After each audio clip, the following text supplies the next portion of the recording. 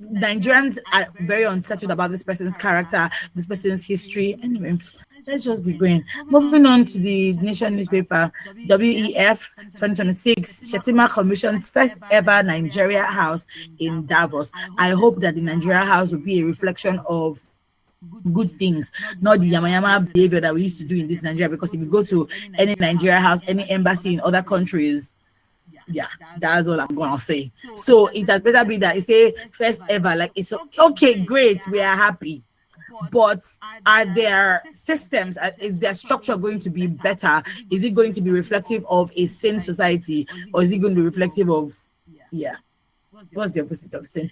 PDP, SDP missing as INEC unveils final list for Ekiti Guber election.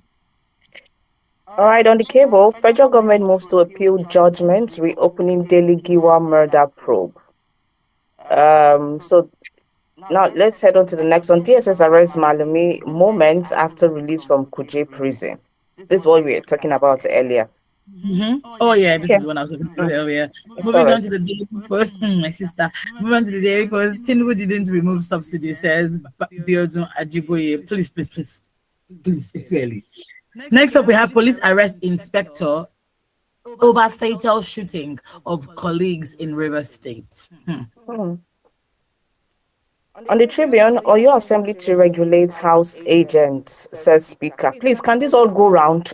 Can this go to every other state? Because I don't get. I will pay 300k or 400k for house rent, and then I'm coming back to pay an agent 200k. I'm coming back to pay an agent 150,000. What is it? Kilo day. They talk for you. But did I get it right though?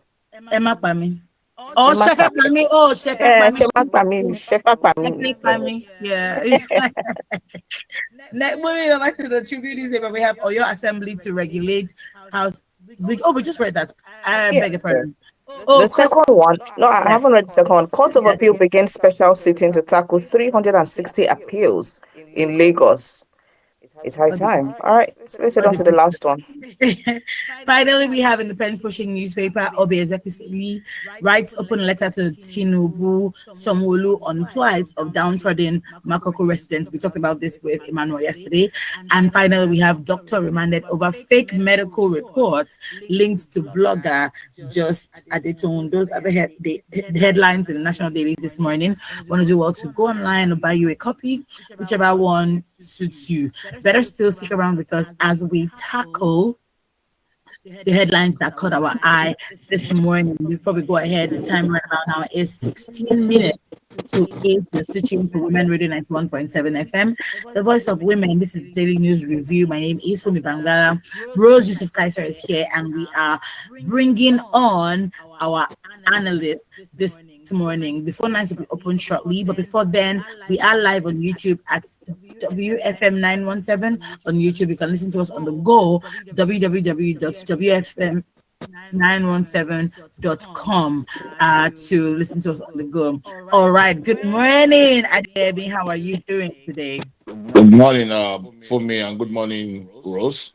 Good morning to our entire family of Women Radio all around the world. I'm good, are you? Good. All right, this one, last one from the Punch newspaper, Amnesty deal. Outrage mounts as Katsina moves to release 70 bandits. I mean, off the top of my head, as a layman, I know that this is already a recipe for disaster, because isn't this move reckless? Isn't it insensitive? Isn't it problematic, is the way I would put it. And this article talks about how, different social political organizations have expressed outrage as well, saying that how do you want to release 70 bandits? That's the Katsina state government. That's how you want to, that's a form of resolution with the bandit leaders. That's a form of, going into a peace pact with the leaders. I'm trying to make sense of it. I'm really trying to make sense of it, because how? For data's sake, Katsina is dealing with a surge of bandits, surge in bandits with over 1,500 civilians killed between 2021 and 2025. Okay, I don't know, and I'm sure that this number is higher, but this is not data that we have. But yes, Adeyemi, please go ahead. Thank you very much, for me. When you talk about the data, you know very well that wouldn't be the exact numbers of those who were killed by the bandits. Looking at the amnesty that the governor intend granting the bandits, uh, well, the people of Katsina, as it is, they are the one that is, bearing the brunt of the activities of these so-called criminals. Because I don't see them out. And the way you even give them the word bandits, you are even putting some level of you are painting it somehow a bit better.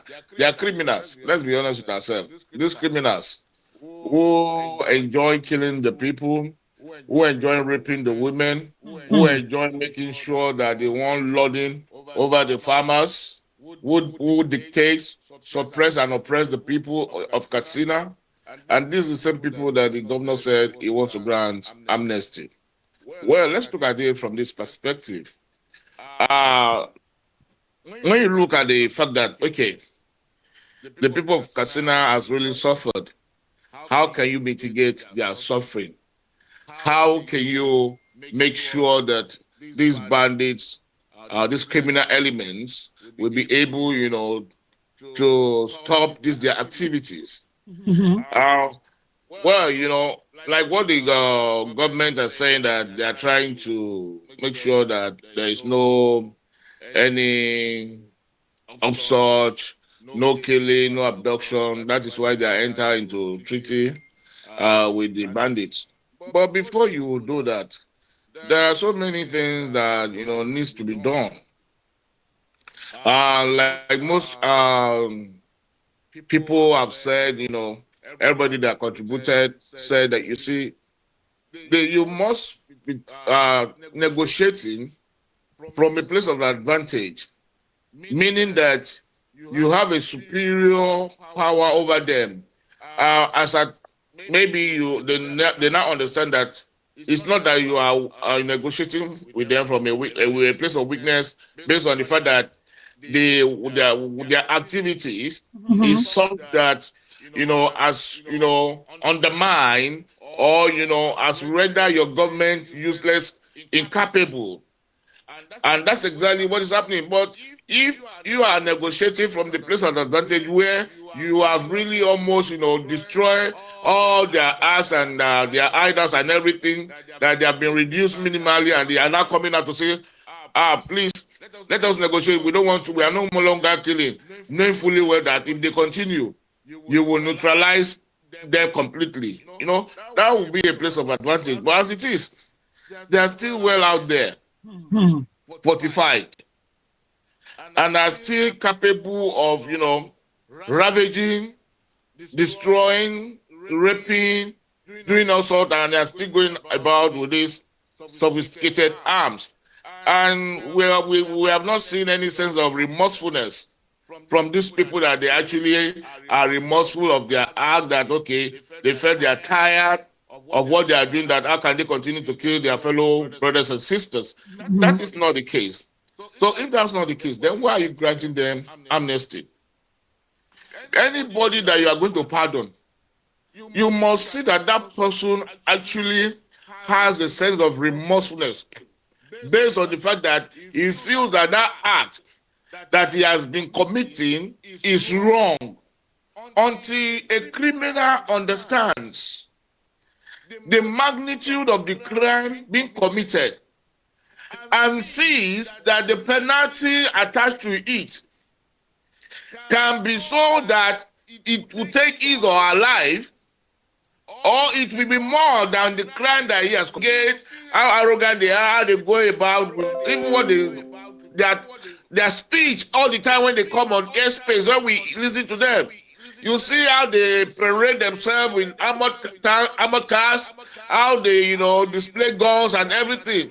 That's to show you they are not remorseful. They are still what? They are still they can kill. So, as it is, and more so, it is not even the responsibility of the governor to do that. It's the responsibility of the federal government, because this is an act that has been perpetrated, yes, you may say against the people of Katsina State, but it's against the territory of Nigeria and the people of Nigeria. And it is going to be done by the agencies that are responsible. And when you talk about agencies in that respect, you're talking about the military, you're talking about all other agencies that are saddled with such responsibility, and the amnesty must come from the president. But you see, it simply shows that a lot of things goes on. I'm seeing it as a way of just, saying, okay, they are giving them amnesty as a way of just covering their tracks. That's the honest truth to me. Because how would you, as a governor of a state, your people have been killed. What about the victims? And the victims not the ones that ought to be prioritized over the criminal elements. But what I've seen over the years in this country, the victims will always be victims. That's what I've seen. We have not given them any leverage. We have not even considered them for anything. Even to compensate, we have never considered them. To reinstate them, we have never considered them. Instead of reinstating them back into their homes, we'll put them in IDP camp. And their life there is miserable. So, and you now said a criminal who actually killed the family of these people, who displaced them from their home, these are the ones that you prioritize, you give everything to, you want to integrate them back into the society, you say so that, but have been driven away from their home. Whose children, husbands, and wives, loved ones have been killed.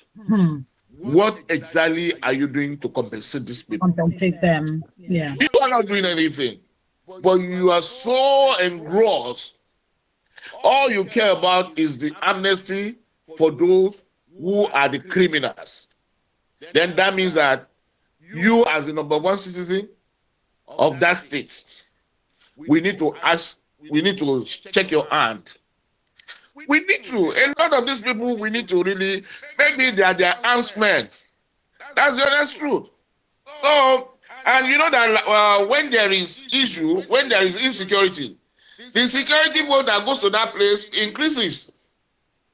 So, a lot of things, a lot of undertone has to do with this banditry and terrorism that is ongoing in the northern part of the country. And having said that, if you are granting amnesty to those who have killed, then if people are demanding for the release of Nnamdi Kanu, will it not be justified? If people are demanding for the release of other people that have killed, maimed, and destroyed homes and life of properties of people, are demanding for their... Let's be careful when we are taking certain actions. When we are saying we are deciding on the basis of humanity, the governor of this, one of the commissioners in Katsina, mentioned the case where some bandits were being forgiven, integrated back into the society. When you have bad precedents, can't it be corrected? If somebody made a mistake in the court of law, when the judge and the judgment given wasn't that good, and there's a similar case of that nature, you see that the other judge will correct it. So that precedent will be erased. So what we are saying is this: if this and the so-called cabinet of Katsina State are holding on to, it is not a good precedent. You cannot prioritize criminal over your innocent citizens that are going their lawful way, doing their lawful and legit businesses, and some people, some criminal elements will come, hold them ransom, kill them, rape them, maim, destroy, do Please don't let me use all this word. This word that was on here this morning. To them, and yet you now say you want to grant them. You are now saying some people, 36 people were released in this social world, 120. What? And the 36 released, is it the total number of those being held hostage that have been released? Have been released. Let's me to ask this question. Is it the total number that have been released that you want to? Okay, if you say okay, in their domain, there's no going to be a single victim or hostage in their domain. That's why you want to release the entire 17 bandits. Maybe that could be acceptable. But what about those girls? What about those women that they have taken for wives? Still there. That they are still looking at, okay, this one, from the families, because they know that, oh, this one has value. There are still people there. And what about this case? Does it mean that by the time they release that 70 bandits, is it going to stop hostage taking in Katsina State? Is it stop their heinous criminal activities in that state? Is that the condition? You just don't say because you want these people to be released, and that's why you're giving them these people. These people, by the time you release them, like I said earlier, are they remorseful? Have they repented genuinely that no, I don't want to go in that direction anymore? No. So when they come back, you can get away with it. The government will always pardon you at a point. Then you will be reinstated into the society. And at the same time, you can still go back into it. And when you go back, you see, you are only trying to create a lot of unsafe environment for the people, and you are giving the criminals the edge and the belief that whatever they do, they can always get away with it. That's just the implication. When they are not totally repented of their acts, they are not remorseful of all the deeds that they have done, all the crime they have committed. And you see, we are looking at a situation whereby some people need to be used as a scapegoat. When you say prosecution, what is the consequence? What is the penalty for a person that takes another person's life? This case is not just an ordinary case, and he has been held. He raped. You have apprehended him. You are prosecuting him. And the next thing that you say you want to do is to release that person. How will other people learn there are consequences and penalty for it, and it is capital? How, when you do such, you will be pardoned at the end of the day. You'll be reinstated. You will get away with it. That's what they're saying. So it's not acceptable. May God help us. Amen. And to a very large extent, what we're looking at is, you can, just like Ademi said, you can go ahead, do your crime. When you come to us, we'll, forgive you and all of that. Meanwhile, there are so many people who have been, imprisoned for cases less than what we're seeing. Yeah. And nobody's even looking at them. Yeah. Nobody's even seen years without even giving any kind of opportunity to even defend themselves. Nothing like that is happening. But then you pick up 70 of these people who have killed, who have turned so many an eyesore when it comes to insecurity, who have now made you look like you don't even know what you're doing in your state. Now, all of these same people, you want to release them. Hey, that's what happened. What kind of repenting are they repenting there? How are you in their souls that you know that they've repented? And these are people who have, not just say they do one small something, or these are people who have killed, who have raped, who have turned a whole community into something. And then you just wake up one morning and say, you want to grant them amnesty. You want to do amnesty deal. Amnesty deal as how? As how? As how now? Can we know what we are doing? Because this is giving them more morale. At the end of the day, they can continue doing what they do. Even if they get arrested, they will wait for one perfect time. Then they will come to you and come and start telling you, oh, do us this one and then you release our people. Okay, let's do this one and then you release our people. And those same people that you're releasing are going back because I mean they've stayed where you are. Probably they've heard things. They know how you move right now. Probably they will come back with more information on how they will continue their moves. So what exactly are we doing? Amnesty deal, Nibo. How? Wow. How did we get? Anyway, is it not in the same, in the same space that we're seeing bandits and the community leaders sitting down in one place and having conversations? Yeah. Bandits people are inviting community leaders and even the, leaders of the state to come for weddings, or they're inviting them, but they're inviting the bandits to actually come out and rejoice with them that some of them or their children are getting married. What did we do? Rose, let's look at it. That aspect that you just are delving into. What do you expect those community leaders to do? Bandits. When the government is not doing anything to protect them, when there is no justice for the victims. So the only way they can do is to pretend to relate as if they are in good times with them. Is to follow them, to do whatever. You see, it is you don't have a power to do anything, and you have an oppressor. So even when the pins and everything that is using, the shackles that is using to manipulate you, is really hurting you. You pretend. Even when you are now, when you want to be crying, you'll be smiling. That's what you see those community leaders doing, because the government is not doing anything to help the matter. The government, they are not being protected by the government. If they don't go there, okay, if maybe they were invited and they decided to go because we are showing our grievance, and the next day they will overrun them again. That's the problem. That's the problem. Then you said something. You said, what about those who are in prison, whose case has not been heard, who has not been put on trials? You see, those are we are even talking about those who committed crime. What about those who were arrested without committing any crime by the Nigerian police force that are in prison? What about them? What are we? A lot of people are in that, most of the Nigerian prisons that are innocent, that did not commit any crime, that were robbed by the Nigerian police themselves.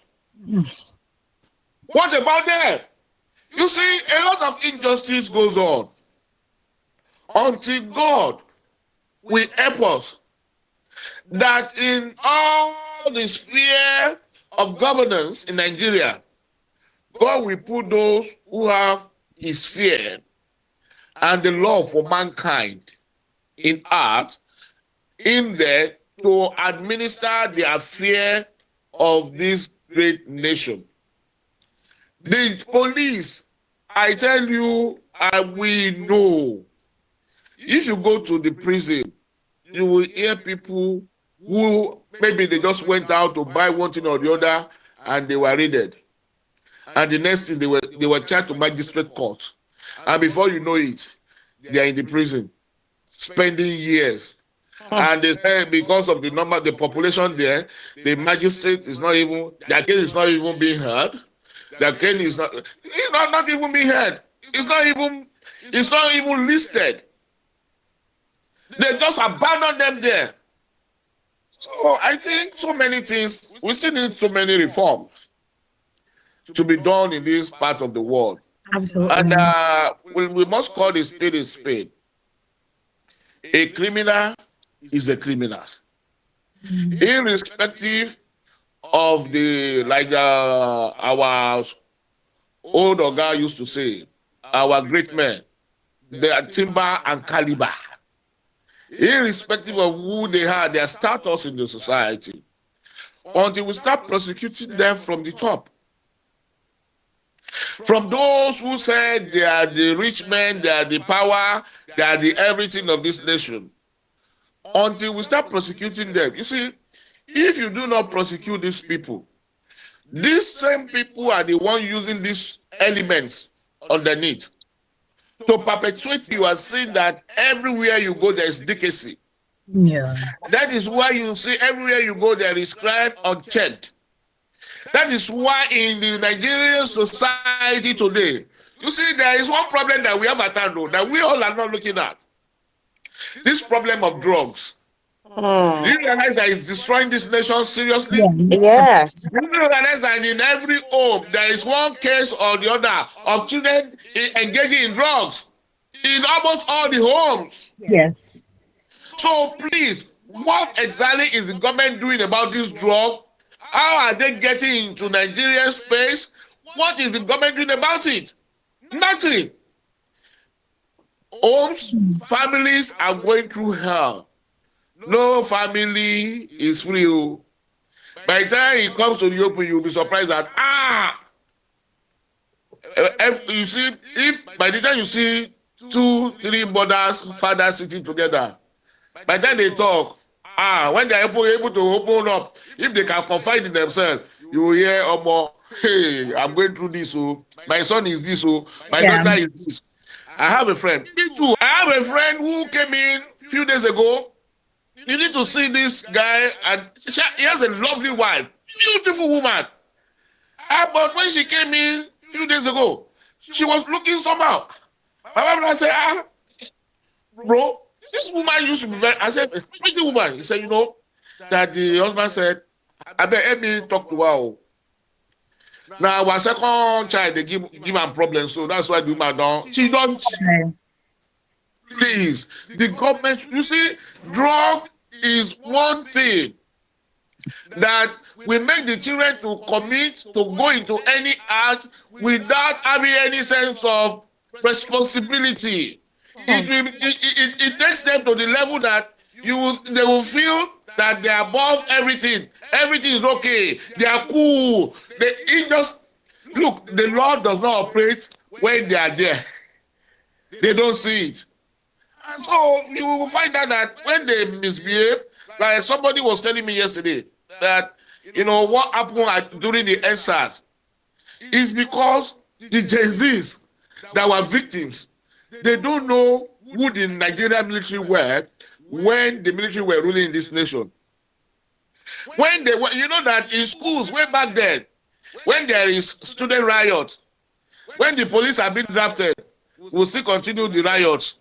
But the moment you hear say that they don't bring soldiers, everybody go mate.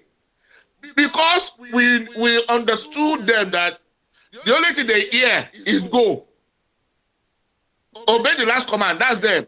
And everybody will disappear. But during the EndSARS, they have not seen them before. They don't know who they are. They don't know that they are all now go. They're not trained to engage you humanly. They are trained to carry gun, and the gun, the only thing they do with it is to kill. That's what they do with responsibility.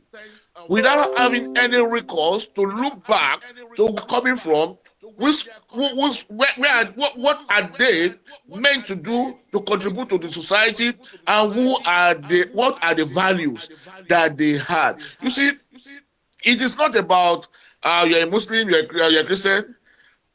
Your father does not go to church, he does that. No, the clergy children, they are well rooted. Whether I'm a pastor, I'm an imam, all of them, everybody.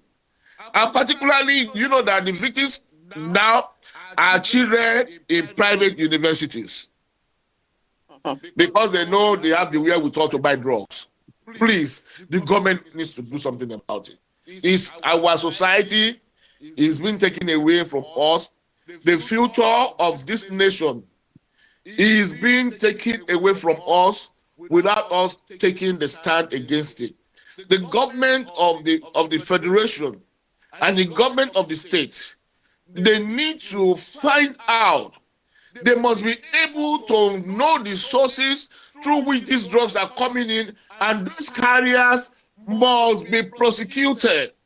Please, if there is need for us to make it a capital punishment like they do in some Arab worlds, we need to do it. We cannot continue this way. Families are suffering. And the future of the children of this nation is being taken away from us one way or the other without us taking cognizance of it. Thank you so much. That was exhaustive. One takes some messages now. The time right about now is 14 minutes past 8. And you're switching into Women Radio 1.7 FM, the voice of women, Nigeria's first and only radio station for women and their families. This is the Daily News Review. You just heard the voice of our analyst, Adiola Adeyemi.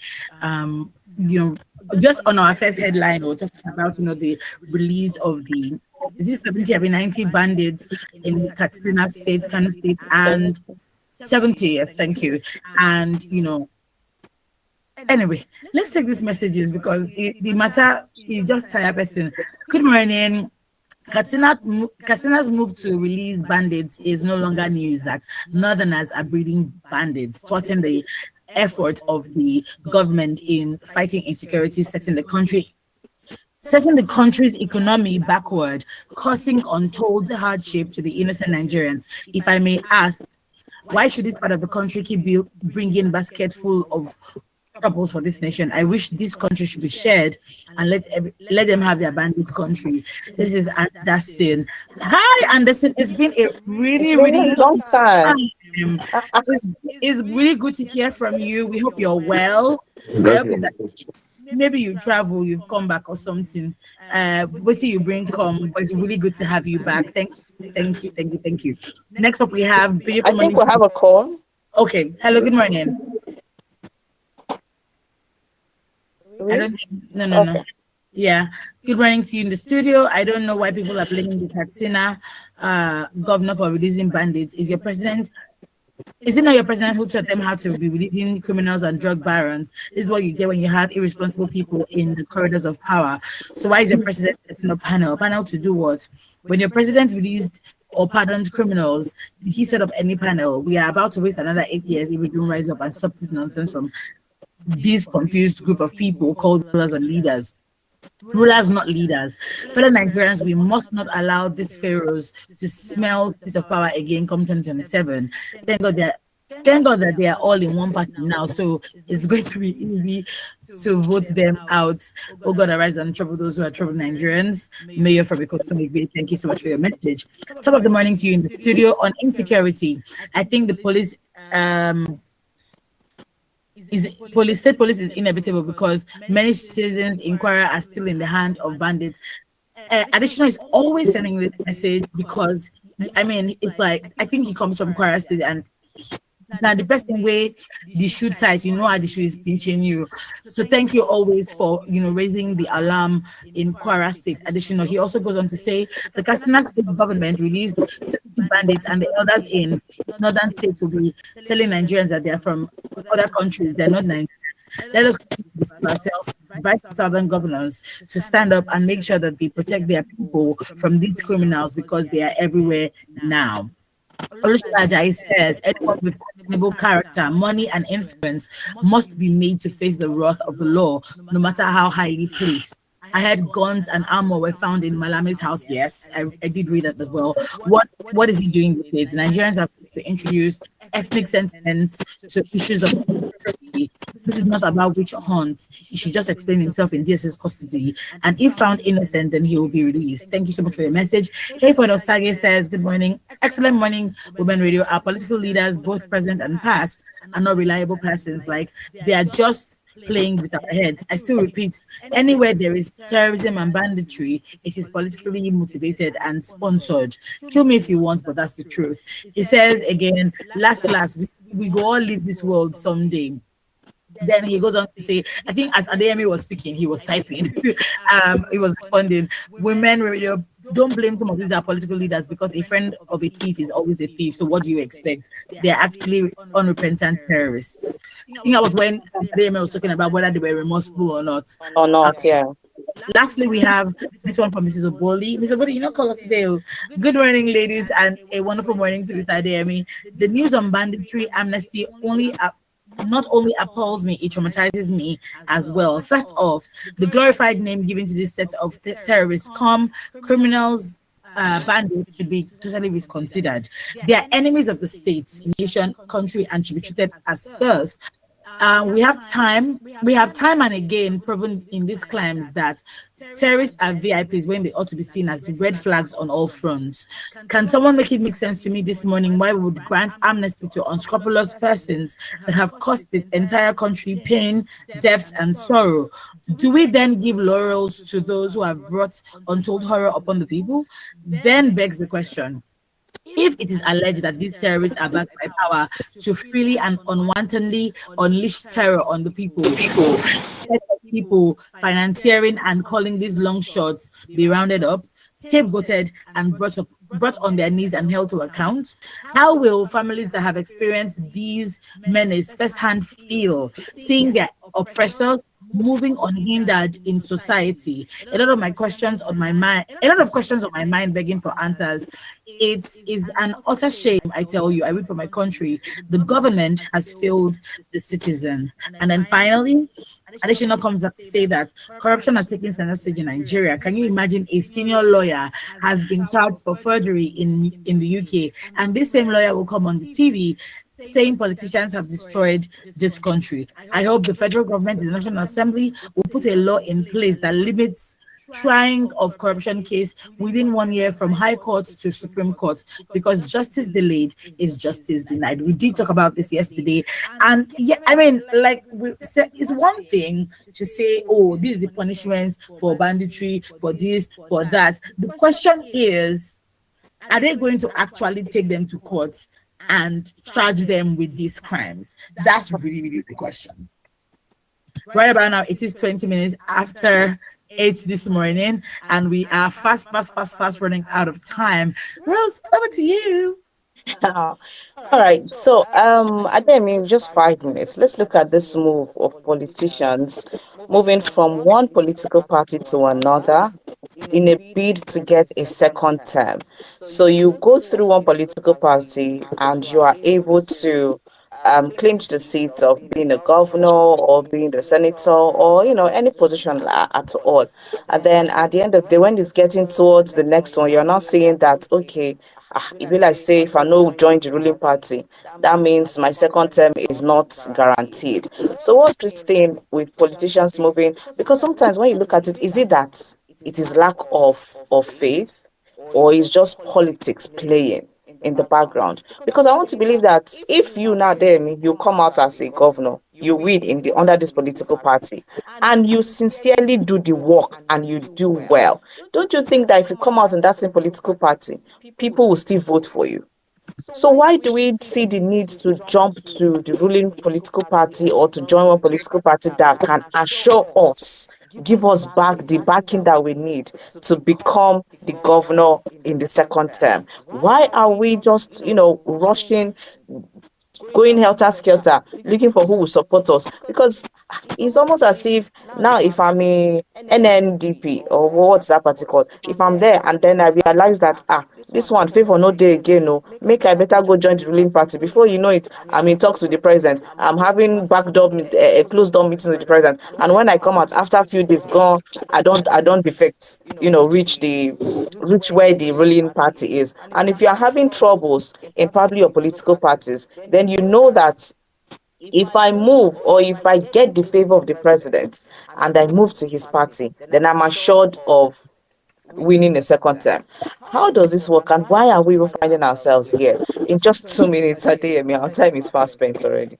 Yeah, thank you, Rose. You see, when you look at it very well, you will see that the platform on which the governors, became governors are not standing firm as they used to be when they became governors.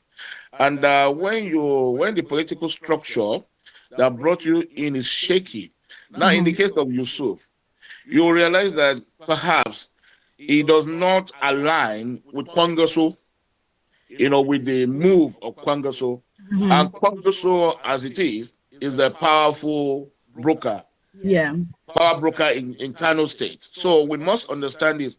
And if his ideology and that of Kwangaso Sudan differs, then he must be able to find a leverage where he can be supported, where his dream of coming the second time will be realized, then he feels the best place to go is where the power lies at the moment.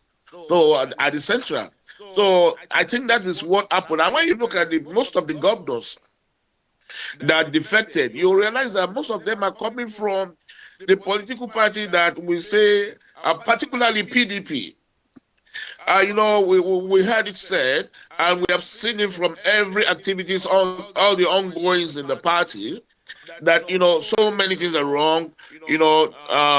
The people is not, the party is not really standing for. There is friction, fraction in the party, and they're finding that everybody is looking at it that, look, if this is what is happening in this place, then there is every likelihood that the people that you said are your people may end up working against you. And if that is the case, why not go to a place where you think you'll be secured, that the people there will work for you eventually to help you to secure your seat? I think that's exactly what has been playing out.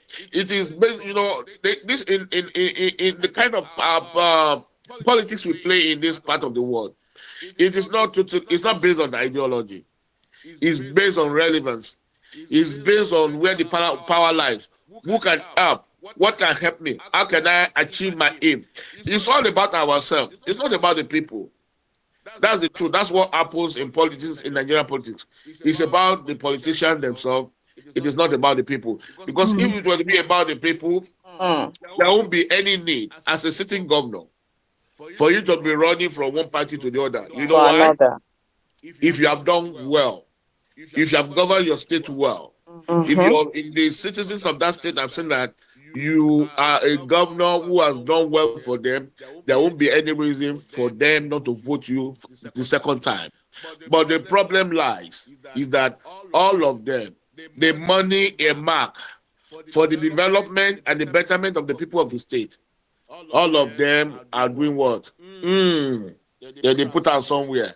That's the problem. So when you know that what you are doing, you are not doing well, and you see that the person, the power behind you, there is a friction in between it, then you want to look for somewhere where you can be saved. That's what you see that is happening in our political state in Nigeria. God help us. Amen. Amen. God help us, really. All right, this is where we wrap it up on the show this morning. Thank you so much, Ademi Adeoli, for coming on today. So hopefully we get to have you back by God's grace next week, Tuesday, to do the analysis with us on the daily news review. Thank you so much, Ademi. Thank you. All All right, right. so yeah, Go ahead. this is where we'll call it a day on the programs today, and of course on the Full Breakfast Show. Join us again tomorrow. God's willing, we'll be here. For me, we'll start up at 6 a.m. with the news and so many other things to keep you going. And of course, the daily news review will come to you at 7:30 tomorrow on the Full Breakfast Show. So yeah, a very big thank you to each and every one of you who sent us messages this morning. We do appreciate all of you who tuned in to listen to the daily news review on the Full Breakfast Show. And that's it for today. My name is Rose Yusuf Kaiser. My name is Fumi Bangala. Do have a beautiful, beautiful day. Yeah, stay with us at 9 is the news at 9, and at 9:05 her lens will be on your screen, or rather With on you. YouTube. We'll be streaming live on YouTube. So do want to join us at 9:05 too. Good Yes. morning. Good morning.